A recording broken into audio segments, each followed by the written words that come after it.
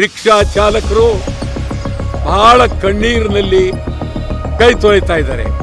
Israel, Iran, America ಮೂರಲ್ಲ, ಈ ಮೂರು ದೇಶದಲ್ಲಿ ನಡೆಯುವ ಯುದ್ಧ ಇಡೀ ಪ್ರಪಂಚಕ್ಕೆ ತಲೆನೋವಾಗಿದೆ. ಇಡೀ ಪ್ರಪಂಚವೇ ನೋವಿನಲ್ಲಿದ್ದಾರೆ.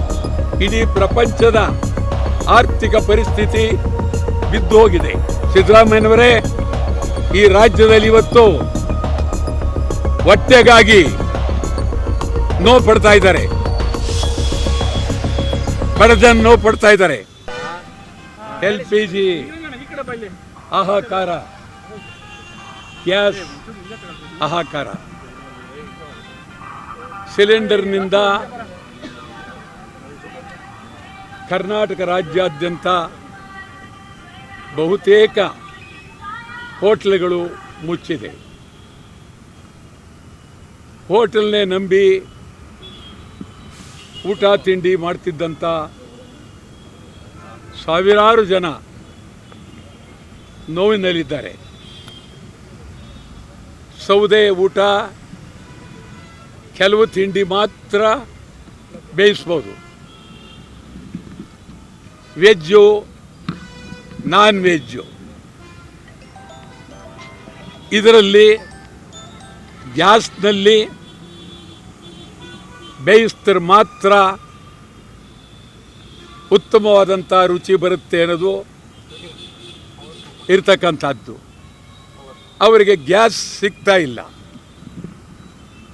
ಖಂಡಿತ ಸಿಗ್ತಾ ಇಲ್ಲ. ಭಾಳ ಕಡಿಮೆ, ಭಾಳ ಶೂನ್ಯ, ಝೀರೋ ಇದರಲ್ಲಿ ಕೊಡ್ತಾ ಇದ್ದಾರೆ. ಇಡೀ ಕರ್ನಾಟಕದ ಹೋಟೆಲ್ ಮಾಲೀಕರು ನೋವಿನಲ್ಲಿದ್ದಾರೆ. ಇದು ಗಂಭೀರವಾದಂಥ ಪರಿಸ್ಥಿತಿ. ಇದರಿಂದ ಲಕ್ಷಾಂತರ ಸಾವಿರ ಕೋಟಿ ರೂಪಾಯಿ ನಷ್ಟ ಆಗಿದೆ. ಸರ್ಕಾರಕ್ಕೆ ತೆರಿಗೆ ನಷ್ಟ ಆಗಿದೆ. ಹೋಟೆಲ್ ಮಾಲೀಕರಿಗೆ ಬರ್ತಕ್ಕಂಥ ಹಣ ಬರ್ತಾ ಇಲ್ಲ, ಬಾಡಿಗೆ ಕಟ್ಟಕ್ಕಾಗ್ತಾ ಇಲ್ಲ, ಕಾರ್ಮಿಕರಿಗೆ ಸಂಬಳ ಕೊಡೋಕ್ಕಾಗ್ತಾ ಇಲ್ಲ. ಈ ಪರಿಸ್ಥಿತಿಯಲ್ಲಿ ಕರ್ನಾಟಕದ ಹೋಟೆಲ್ ಮಾಲೀಕರುಗಳು ಬದುಕ್ತಾ ಇದ್ದಾರೆ. ಇದ್ರ ಜೊತೆಯಲ್ಲಿ ಜನಸಾಮಾನ್ಯರು ಗ್ಯಾಸ್ ಇಲ್ಲದೆ ಅವರು ತೊಂದರೆಯಲ್ಲಿ ಬದುಕ್ತಿದ್ದಾರೆ. ವಾಹನಗಳು ಬಹಳ ತೊಂದರೆ ಪಡ್ತಾ ಇದ್ದಾರೆ. ರಿಕ್ಷಾ ಸುಮಾರು ಕರ್ನಾಟಕದಲ್ಲಿ ಸ್ವಲ್ಪ ಹೆಚ್ಚು ಕಡಿಮೆ ಒಂದು 20 ಲಕ್ಷ ಇಡೀ ರಾಜ್ಯಾದ್ಯಂತ ಇರಬಹುದು. ಅವರು ಚಾಲಕರುಗಳು ನೋವಾಗುತ್ತೆ.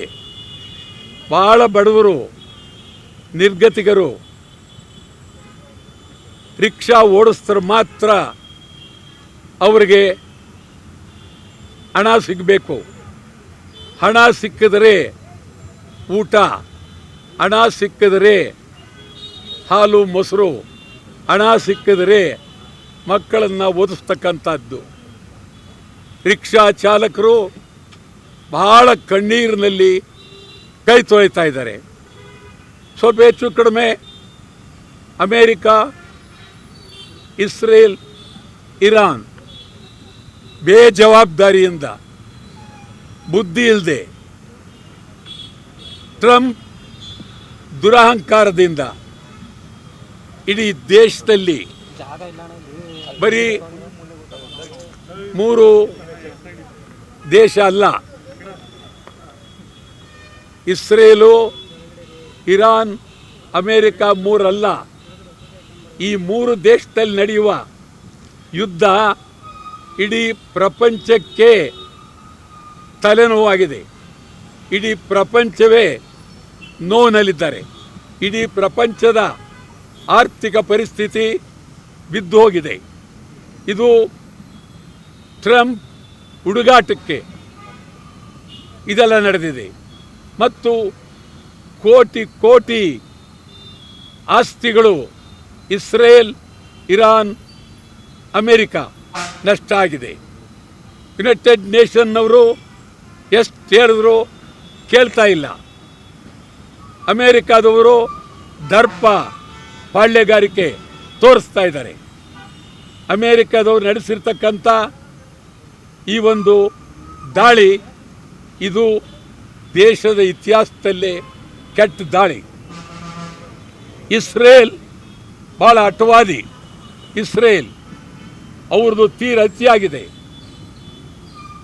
ಇಂಡಿಯಾ ದೇಶದಲ್ಲಿ ನಾನು ಭಾಳ ದಿವಸದಿಂದ ಹೇಳ್ತಾ ಇದ್ದೀನಿ, ನರೇಂದ್ರ ಮೋದಿಯವರು ಸರ್ಕಾರ, ವಿರೋಧ ಪಕ್ಷ ರಾಹುಲ್ ಗಾಂಧಿ, ಮಿಕ್ಕ ಎಲ್ಲ ಪಾರ್ಟಿಯವರು ಸೇರಿ ಒಂದು ನಿಯೋಗ 3 ಜನರನ್ನ ಭೇಟಿ ಮಾಡಿ ಯುದ್ಧ ನಿಲ್ಲಿಸಿ ಅಂಥೇಳಿ ಹೇಳಬೇಕಾಗಿತ್ತು.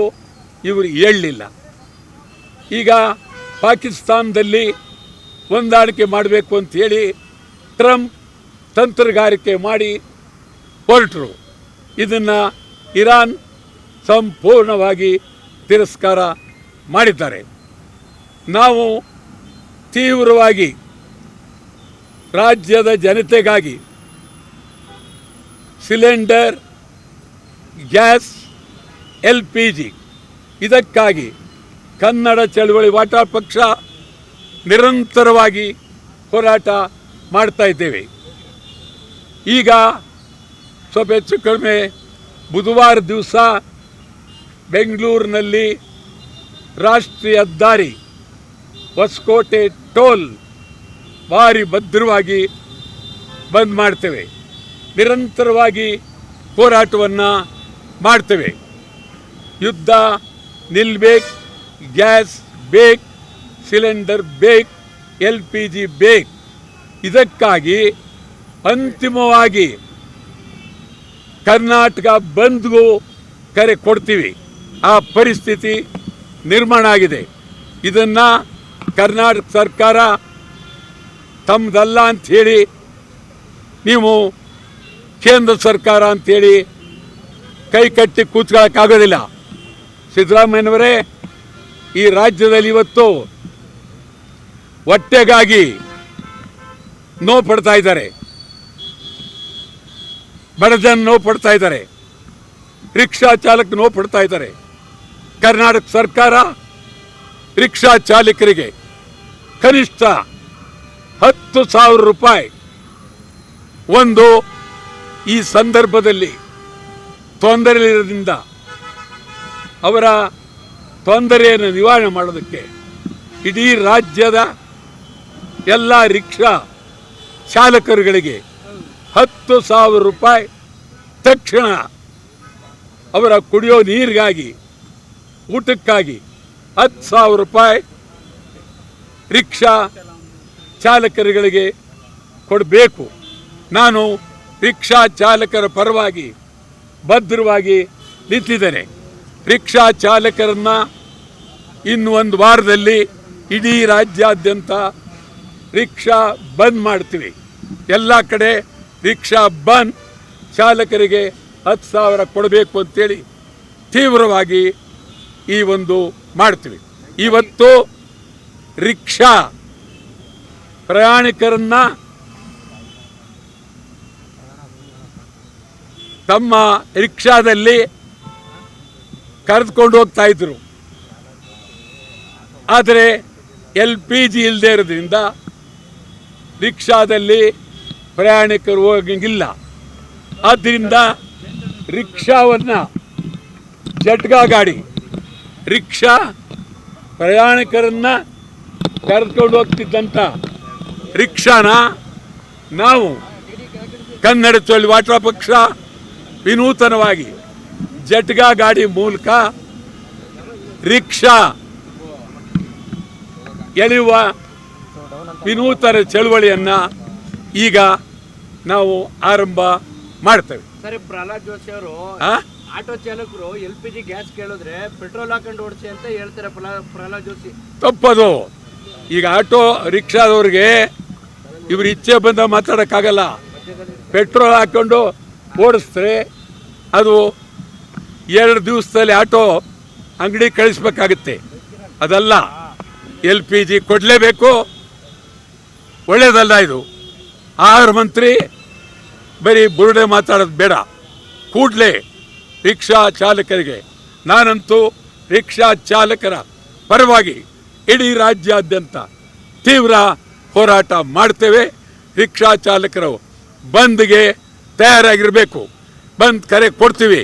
ಈ ವಾರದಲ್ಲೇ ಬಂದ್ ಕರೆ ಕೊಡ್ತೀವಿ. ತಾವು ತಯಾರಾಗಿರಬೇಕು. ಸರ್ಕಾರ ಕೂಡಲೇ ನೀವು ರಿಕ್ಷಾ ಬಗ್ಗೆ, ಹೋಟ್ಲ್ ಬಗ್ಗೆ, ಗ್ಯಾಸ್ ಬಗ್ಗೆ, ಸಿಲಿಂಡರ್ ಬಗ್ಗೆ ನೀವು ಮಾತಾಡಲಿಲ್ಲ ಅಂತಂದರೆ, ಸಹಾಯ ಮಾಡಲಿಲ್ಲ ಅಂತಂದರೆ ಕರ್ನಾಟಕ ಸರ್ಕಾರ ಮತ್ತು ಕೇಂದ್ರ ಸರ್ಕಾರ ಸೇರಿ ಕರ್ನಾಟಕ ಬಂದ್ ಕೊಡ್ತೀವಿ. ಮತ್ತು ಇವತ್ತು BJPಯವರು ಸಿಕ್ಕಾಪಟ್ಟೆ ಬಡ್ಕತ್ತಾ ಇದ್ರು. ಮೈಸೂರಿನಲ್ಲೂ BJPಯವರು ಏನು ಕೂಕತ್ತಾ ಇದ್ರು, ಬೆಂಗಳೂರಲ್ಲಿ ಕೂಕತ್ತಾ ಇದ್ರು, ಎಲ್ಲ ಕಡೆ ಕೂಕೊಳ್ತಾ ಇದ್ರು. ನರೇಂದ್ರ ಮೋದಿ ಅವರನ್ನ ಭೇಟಿ ಮಾಡಿ BJPಯವರೇ ಯಡಿಯೂರಪ್ಪ ಕಿವಿ ಕೇಳುತ್ತಾ, ಯಡಿಯೂರಪ್ಪ ಪ್ರಧಾನಮಂತ್ರಿಯವರನ್ನು ಭೇಟಿ ಮಾಡಿ ಏನೇನೋ ಮಾತಾಡೋಕೆ ಹೋಗಬೇಡಿ.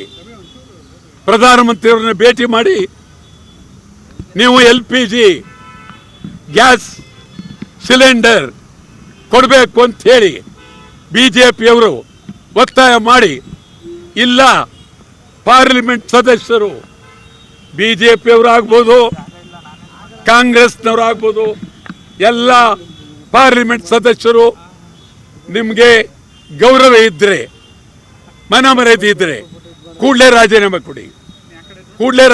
ಕೊಡಿ. ಜನ ಕಣ್ಣೀರು ಕಂಗಾಲಾಗಿದ್ದಾರೆ, ನೋವಿನಲ್ಲಿದ್ದಾರೆ. ಪಾರ್ಲಿಮೆಂಟ್ ಸದಸ್ಯರೇ ಕೂಡಲೇ ರಾಜೀನಾಮೆ ಕೊಡಿ.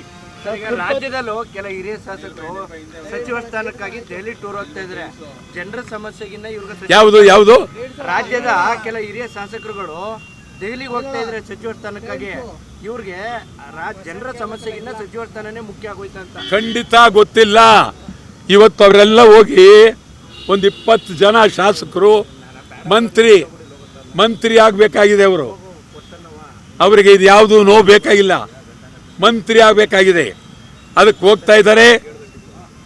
ಇದು ಸರಿಯಾದ ಕ್ರಮ ಅಲ್ಲ.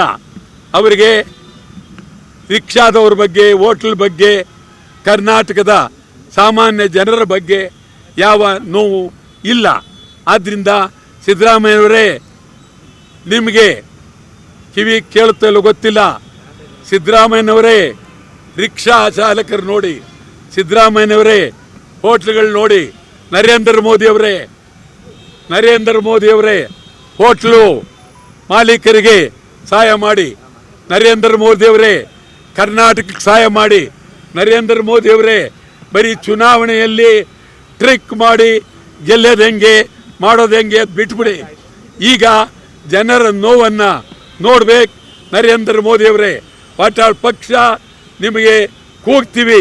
ನರೇಂದ್ರ ಮೋದಿಯವರೇ ನೋಡಿ, ಜನರ ಕಷ್ಟ ನೋಡಿ, ರಿಕ್ಷಾ ಕಷ್ಟ ನೋಡಿ, ಡೀಸೆಲ್ ಕೊಡಿ. ಡೀಸೆಲ್ ಬೆಲೆ ಏರಿಸಿದಿರಿ, ಪೆಟ್ರೋಲ್ ಬೆಲೆ ಏರಿಸಿದಿರಿ. ಇಡೀ ಕರ್ನಾಟಕದ ಜನ, ದೇಶದ ಜನ ನರಕದಲ್ಲಿ ಬದುಕ್ತಾ ಇದ್ದಾರೆ. ಕನ್ನಡ ಚಳವಳಿ ಪಕ್ಷ ತೀವ್ರ ಹೋರಾಟ ರಾಜ್ಯಾದ್ಯಂತ ಮಾಡ್ತೇವೆ. ಸರ್, ಈಗ ಸಿದ್ದರಾಮಯ್ಯನವರು ಮುಖ್ಯಮಂತ್ರಿ DK ಶಿವಕುಮಾರ್ ಬದಲಾವಣೆ ಆಗಬೇಕು ಅಂತ ಅದಕ್ಕೆ ಅದು ಯಾಕೆ ಬೇಕಿಲ್ಲಿ? ಅಯ್ಯೋ, ಅದೇನ